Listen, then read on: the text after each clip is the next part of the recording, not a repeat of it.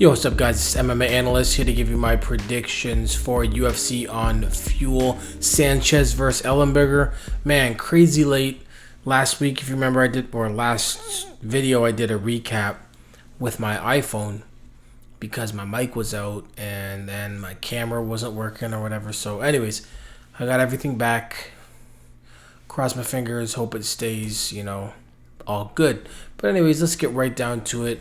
Free TV, it's happening tomorrow, February 15th.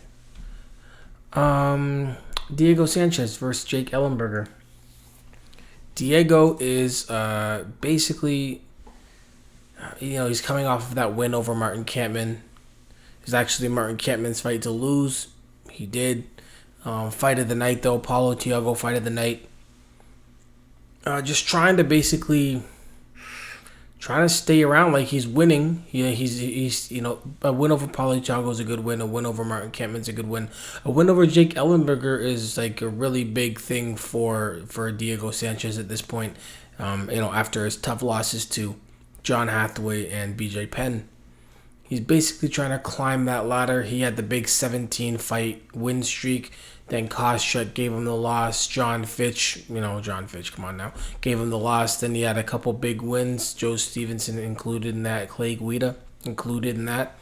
Then BJ Penn, got destroyed. And he's basically just trying to get back on top, or at least closest to the top he can. And a win over Jake Ellenberger would definitely propel him to, somewhere in that top 10, top 7, somewhere like that.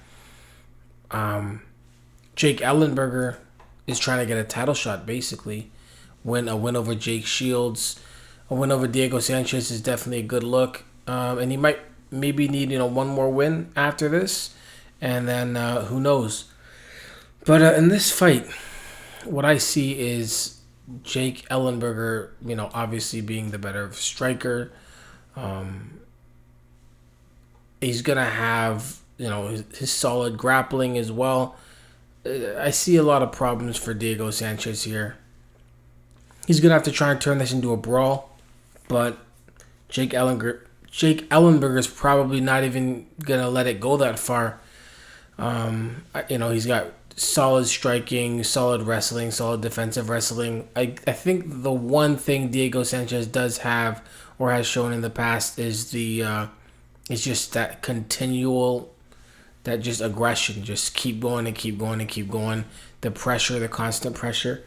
If he can somehow turn that, have Ellenberger, backing up against the cage, all of that stuff, then Diego Sanchez will have a decent shot at the upset here. But I'm going to have to go with Jake Ellenberger. It's really tough to finish Diego Sanchez. He's a tough guy. He's only lost one time by TKO or knockout, and that was BJ Penn. I'm going to go with Jake Ellenberger not finishing Diego Sanchez, but I think he's going to put on a serious butt whooping. Next fight, Stefan Struve. Yeah, by the way, decision. Stefan Struve versus Dave Herman. Struve really is, he's terrible, to be honest. Wins over Sean McCorkle, Christian Markrap. That's the absolute bottom of the division. Pat Barry, as exciting he is, that's the bottom of the division. Paul Buonatello, not even in the division. Dennis Stoyniak, Colin Robinson. These are all guys that, they're just, it is what it is. Anytime he's fought anybody that was not, bottom 5, he's lost. Now, he has had some tough fights in Junior Dos Santos, who's anything but the bottom 5. Roy Nelson, who's a tough guy who has some hands, and Travis Brown. But basically, Stefan Struve, how long can we say he's young? We can still say he's young. He's only 23. He's a young fighter who's not really improving where he needs to improve. He's extremely tall, 6'11". And you'd never know based on, people punching him all up in his face and knocking him out and all types of stuff. He lowers himself. I could complain about him all day. I'm not going to do that. I'm just going to say that whatever advantages Stefan Struve may have, he doesn't have them because of Stefan Struve. Dave Herman, tough fighter, knockout power, and Stefan Struve's chin is there to be hit, and Dave Herman will hit it. And when it does, Struve's done. So I think Dave Herman goes in there, presses Struve, and probably knocks him out. I'm going to say first round knockout. Could be second round knockout. You know what? Let's go second round knockout for Dave Herman. Next fight. Aaron Simpson versus Hani Marks. Tough fight here. I think Marks is going... Let's see... He's going back to middleweight. He fought his whole career at middleweight. Stepped in late replacement against Carlos Romola at light heavyweight. And now he's back to middleweight.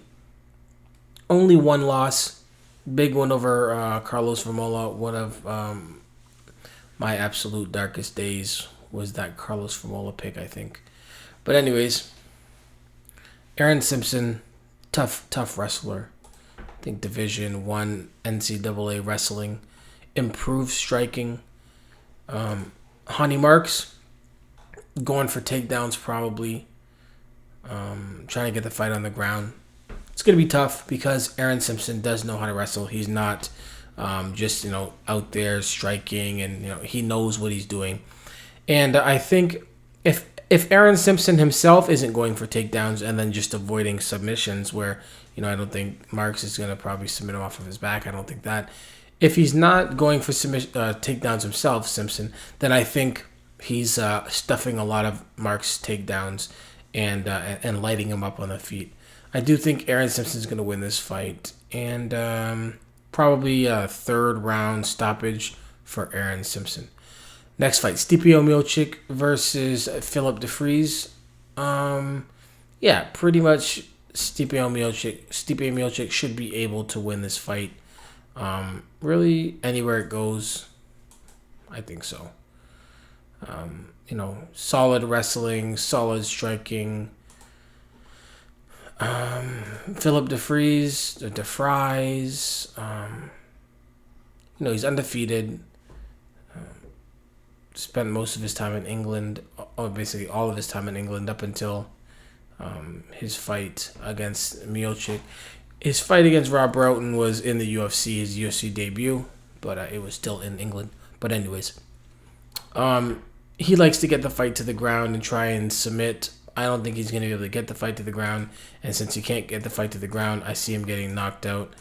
So I see basically DeFries getting tired, gassing out, and Miocic finishing him late in the second. TJ Dillashaw versus Wallah Watson. Wallah Watson knows he better not let the fight go to a decision because, I remember that Yves Jabouin decision was just ridiculous. Then again, he's, is Dillashaw from Nebraska? Hopefully he's not because, wow, I just remember that fight. Yves Jabouin was the hometown guy and got the gift decision from heaven. But Watson's going to have a big height advantage, much better on the feet, and pretty good submissions off of his back. TJ Dillashaw is one of those short, midget, what are they? What's that crew? Team Alpha Male. With all the other dudes that are real small and wrestle-oriented. He's going to want to get it to the ground. I think he will be able to. If he stands up, he's getting knocked out. And he just got knocked out in his last fight. One of my nice picks that I was very happy with. But anyways, I think he's going to get this fight to the ground. And I think Wallah Watson's going to be in trouble. I don't think he's going to get submitted. TJ Dillashaw, he trains with some solid people.